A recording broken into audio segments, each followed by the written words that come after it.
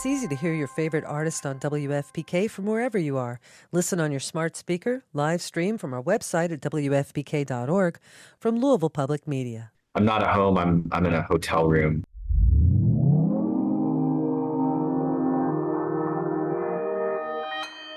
Consequence Podcast Network.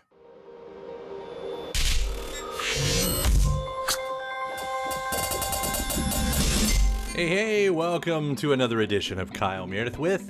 It's the interview series presented by WFPK at WFPK.org, Consequence, and the Consequence Podcast Network. Thank you, as always, for making your way here, for checking out the episode.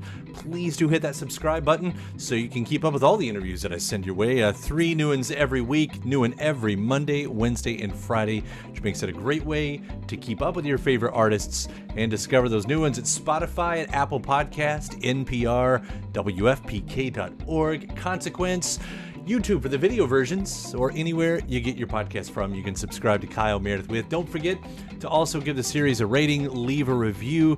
Always appreciate that so much. We've had some great guests lately, including John Malkovich. The John Malkovich. Paloma Faith was here to talk about her new record, The Glorification of Sadness. Kula Shaker, Slow Pulp, Daryl J. Johnson, you know him from Drunk History and Punk'd.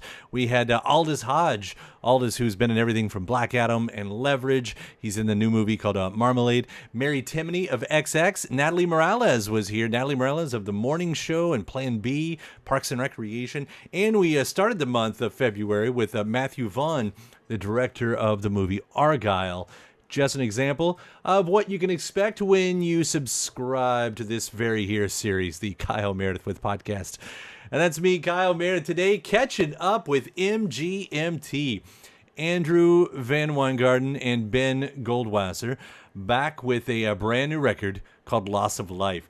The duo is going to unravel why their songs seem to land later than when they're launched, having the idea of loss of life as a theme for the record, and the most challenging and vulnerable moments within their lyrics. We'll also hear about aliens delivering part of the song Bubblegum Dog, how Nothing Changes has a jumping off point from one of their early tracks from Congratulations, and writing a song about Andrew's great-great aunt, Phradie Wells, a New York Metropolitan opera star in the 1920s. You get all that and more. We're talking Loss of Life. It's Kyle Meredith with MGMT. Hello. Welcome back. I know it's been a little while since we've done the official thing here with what you guys are going on. I did want to preface saying that, Ben, I don't know that we've actually, we may have done a phoner, but I think this is the first time we've done anything face-to-face. Andrew, I was looking back and we did an interview at Lollapalooza like 15 years ago or whenever that was. I believe you. and I it's one of those interviews that you were great, I was not, and I would like it to never be seen again. But it's hilarious because I think I was giving you such poor questions that you just looked right past me. And the one thing I remember from it is you said, "I think I just saw some girl's butt." And that was the highlight of the interview from there on. There was nothing else I could give you that was better. Hey. I feel like that era, it was like peak like underbutt at festival, the festival attire at that time. So it probably was true about the butt. Absolutely, that era. I'm sure of it. And I didn't see the butt myself, but Right. I plead the fifth. Anyway, it's just a bit of ways of saying that I've been a fan of you guys for so long and always enjoy what you're putting out there. I think the last time we talked was the last album with Little Dark Age, which it was so fun to see that song sort of have its life out you know, after it kind of landed, to the point where it just occurred to me, something that you guys might be aware of, I'm sure in your career, it seems like that's always sort of been a little bit of the MGMT story. Like things arrive a little bit later than launch, or they land a little bit later. Like, is that something you guys like see in your music? And does it, I don't know, have any effect whatsoever? I think what's happening maybe is that we're pretty good at consistently like expressing ourselves in a way that's true to what we're feeling and what we're into at the time in our music, but we're not very good at promoting it and or promoting ourselves. And I think it just seems like that like the authenticity of that creative connection that we have, it does land at some point. It does connect. So that's maybe why there's a lag, but I don't really know the answer to that. I don't know if it's, I mean, it's not a calculated thing on our part, but I think in some ways it's probably helped us just in terms of, I mean, we actually feel like we have a certain amount of longevity as a band that, again, not intentional, or I don't know if it's something we really have control over, but I think it maybe does help us that things kind of take their time, and like we take our time, you know, and it's okay if something doesn't land right away, because I think it's cool to see how things have evolved over the years, or like people's relationship with the music has changed. Yeah, I hope that doesn't come across as one of those backhanded compliments that you would get in like a German interview or something, like, so you know that your music Well, that would have been more like, so your new album, it's not very good, is it? Like, what's happened? and German interviews are the best. I can't imagine being an artist, and so it's the lost in translation moment. Well, seriously though, this album, Loss of Life, it feels like it's not having, I don't want to say that issue, because I don't ever see that as a problem either. Like, it just, to me, that also shows that these songs, that the music that you all have been doing over the years is great. It is worth it because it does find its, and it's proven.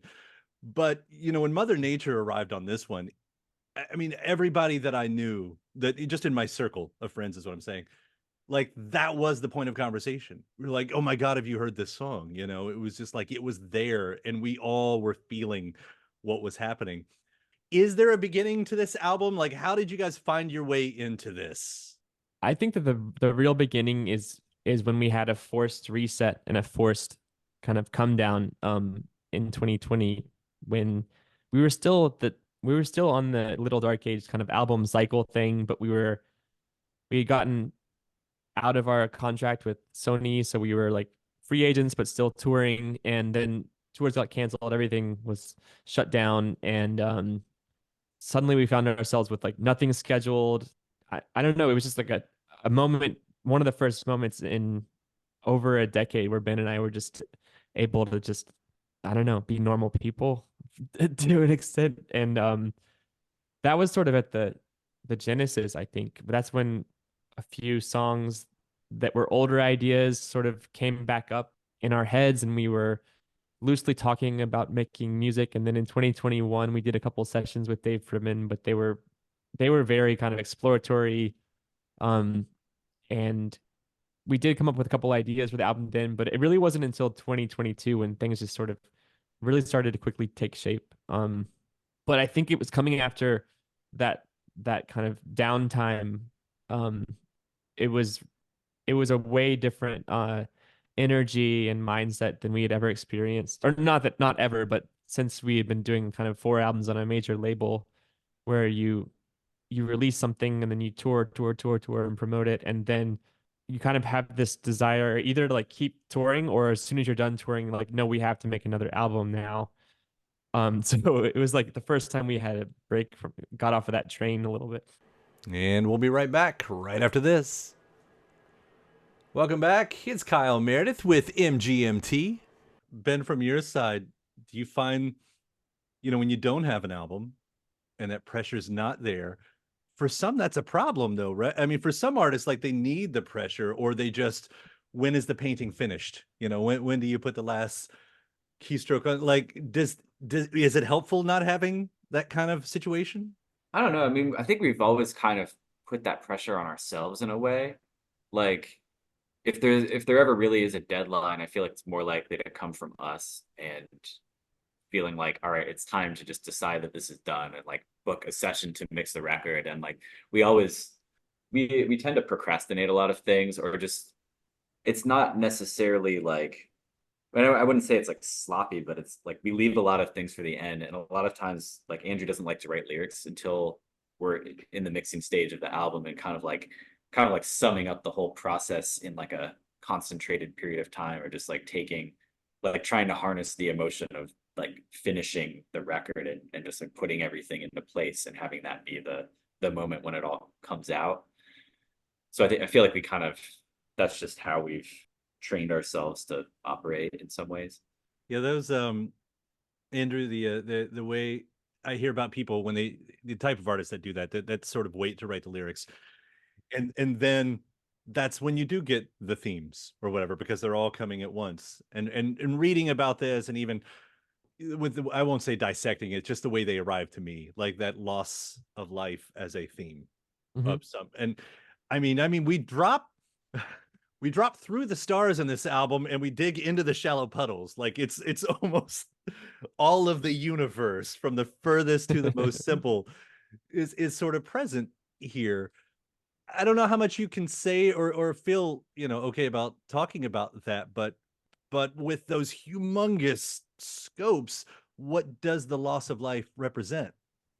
I think it's really it's kind of like shifting constantly what it means. It meant at some point before we settled on any idea that made it to the album, we were joking that we should call it Loss of Life because it's gonna be like MGMT's last album, and we're gonna go do something else, like get jobs as baristas or something. But that didn't happen. Thankfully, we actually found some songs and stuff. But I think that there were lots of major life changes and experiences that happened in my life over the past few years, and it was kind of ran the gamut of the full scope of emotions that you can get as a human. So I mean, I don't think I was trying to capture that in the lyrics, because I think if you set out with that sort of ambition, it's kind of impossible. But it was just I was living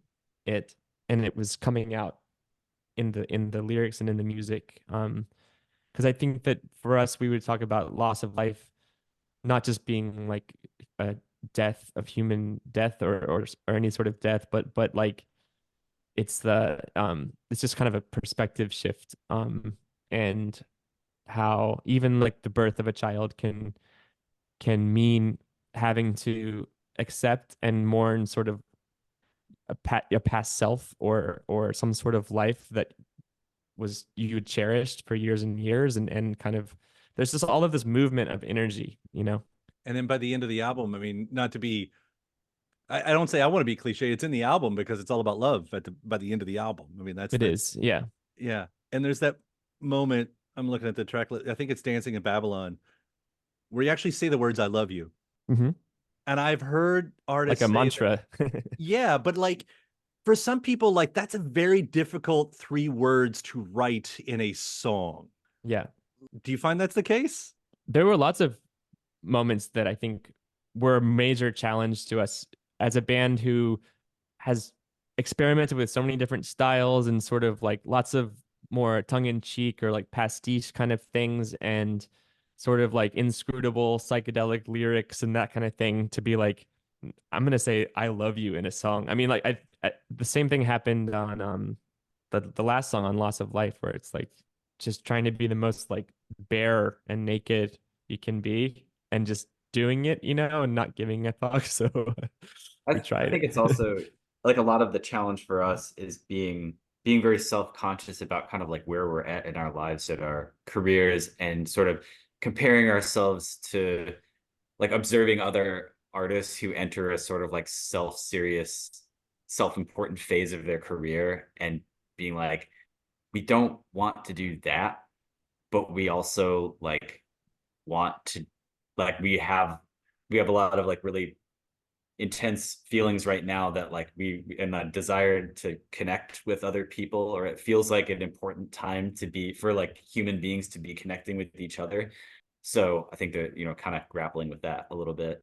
I think that line I always associate with Arthur Lee in Forever Changes, or Alone Again, or when he says that I could be in love with almost everyone. It's kind of like you're like, wow, when you listen to that, it's just, and it's cool how it can shift the meaning if you emphasize a different word in that. And the same, we kind of tried to do the same thing where like I say, I want to tell everyone I know I love you, and you could sort of see it like you're professing your love for an individual, or you want to tell everyone you love them as if like the world is ending and you want to, get that out before it's all over. Well, and even Ben, to your point, I mean, to have that earnestness in there, but then you get a line like in Mother Nature where it's, and I understand your hesitation. It's it's like this. I don't know if you look at that as a tongue-in-cheek self-awareness, but that's how I feel about it. And I was like, what a perfect line, just to kind of balance everything. Yeah, I mean, I think there's a lot of that song, I Wish I Was Joking, that it's kind of looking at similar things too, or just Yeah. like, I know it's silly to be saying these kind of like almost sort of like hippie cliche things, but like maybe it needs to be said in some way. And we'll be right back right after this. Welcome back. It's Kyle Meredith with MGMT. Bubblegum Dog is a journey of a song. I hope you don't mind, whoever wants to take this one, sort of the broad version of this question, but how did that one get put together? It's Ben's fault. It was I don't even know. I think it's like a classic case of like there have been moments in our career when we sort of have this running joke that there are aliens telling us what to do, and like every now and then the aliens deliver us a message, and I feel like Bubblegum Dog was maybe one of those moments where like during Little Dark Age, as we were kind of like, one of my like main ways of trying to deal with writer's block was that I would just like sit down at a keyboard and just start doing sort of just like automatic writing, just like not think about what I was doing at all, just like play something and kind of like have a microphone and just sing random stuff over it. And the like main progression of Bubblegum Dog and the melody just basically just like came out like that, with the lyrics Bubblegum Dog, which just is one of those, like, it kind of felt good to say those words over the section. And I sent it to Andrew and Patrick, and it just became this thing where we're like, well, this has to be something. But it took many years of it just rattling around, and we finally were like, we have to finish this song.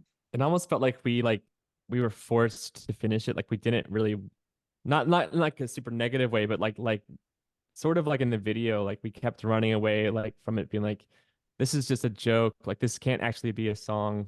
And then eventually we're just like, okay, you know what? Like we're not gonna escape this. Like we have to write this song. I think we recorded like maybe started to record 3 different versions of it or something. And then the last one, I think there was one night when we had done a studio session, and I like stayed up really late with Patrick, just like hacking it to pieces, kind of like a last ditch effort to be like, all right, well, whatever, like let's just do this, and kind of just chop it up and put this incredibly loud transition, like just jam 2 parts of the song together. And then I don't know, that ended up feeling like an appropriate move, I guess. Yeah, it's fun. I really do. It's one of my favorite moments of the album, and I think I could say that about a number of, like, Nothing Changes.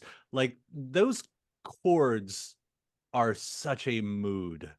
Do, like, a song like that, do the lyrics match up with it so well? And I actually wish I'd written down a few for the example I was thinking of. But like, do the chords drive the mood, or does the mood drive the lyrics? That one came, so like we had the verse kind of chord progression, which I keep thinking I think that kind of melody that happens on the guitar with the one wrong note, I'm pretty sure that used to happen when we would play live at the end of our song Siberian Breaks. I think I used to play that melody on the guitar and hit that wrong note. And that got like lodged in my head. But from the start with that song idea, we had Nothing Changes, and we had the first line of the song, like right away. That this is what the gods must have been talking about when they told me nothing changes. That was like there. And so then it was like the same kind of thing where it was just like circulating for years in our heads, because that's also a slightly older song idea. And when we were working on it for this album, it just became like such a fun goal to make it this, like the song that's called Nothing Changes, have the most kind of progressive multi-part suite of a song. And finally got to do like horn arrangements with Dave Rimmond's son and all of these really fun things.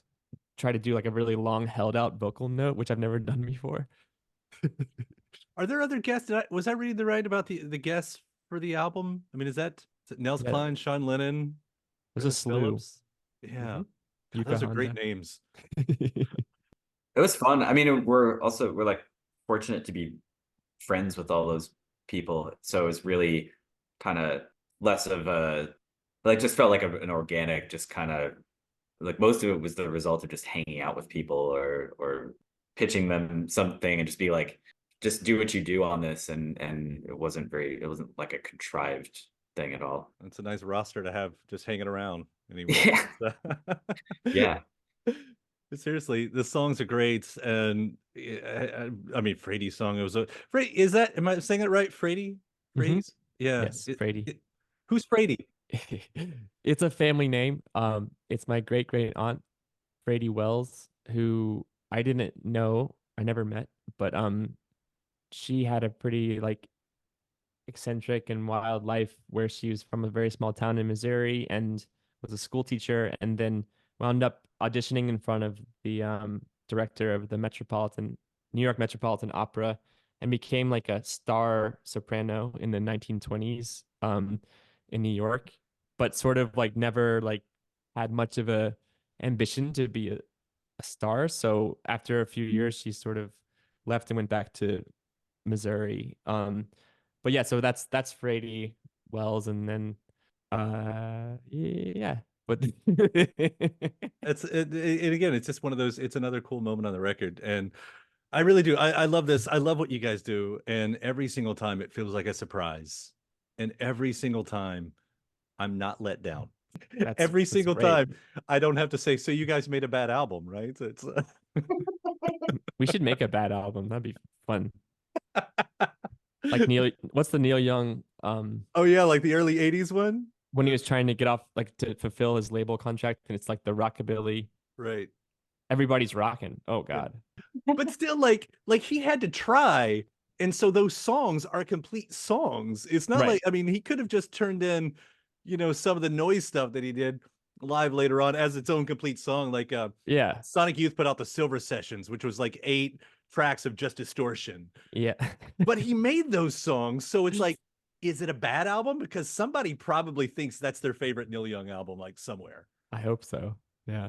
I don't know. It makes me respect him more. Let's try to do a bad album. Like if you're still doing songs, it's still going to be somebody's. Maybe he was trying to make a really good album, and then it was so bad that he was like, we have to make this story that it was just to fulfill the label contract. Congrats on loss of life, guys. Thank you so much for taking the time to talk about it. It's been a pleasure. Thank you. It's fun to talk to you. Thanks so much. Yeah, that was great. My thanks to Andrew, to Ben. MGMT, the album Loss of Life is out now. Thanks to you for checking out the episode. Again, I do hope you hit that subscribe button while you're hanging around. That way you get 3 new interviews every single week, just like this one. New one every Monday, Wednesday, and Friday to keep you up to date on your favorite artists. And discover those new ones at Spotify, Apple Podcast, at NPR, WFPK.org. Consequence, YouTube for the video versions, or anywhere you get your podcast from, you can subscribe to Kyle Meredith with. And then after that, do me a big favor, head over to WFPK.org. That's where I do a show Monday through Friday starting at 6 p.m. Eastern. You get 4 hours of classics from the 80s and 90s. You get the best in new music. There's lots of bonus interviews, music news. One of my recent shows featured the music of the Beatles, Paul Simon, Betty Wright, Counting Crows, Elliott Smith, Suzanne Vega, No Doubt, Tool, David Bowie, St. Vincent, Joan Jett, Cage the Elephant, the Linda Lindas, Gary Clark, Kurt Vile, Bootsy Collins, Black Pumas, Beulah, Middle Kids, Waxahachie, The Police, Nika Costa, Brittany Howard, Bleached, Green Day, The Smiths, Amy Mann, Cowboy Junkies, and my interview with Peter Capaldi, Doctor Who himself, Peter Capaldi. That's just an example of what you get every weeknight starting at 6 p.m. Eastern at WFPK.org. Set your alarms and tune in. And remember, you can also find me on any of the social media sites. The address is always the same. It's at Kyle Meredith. So I do hope you like and follow along. And that does it for another edition. I'm Kyle Meredith, and I'll see you next time.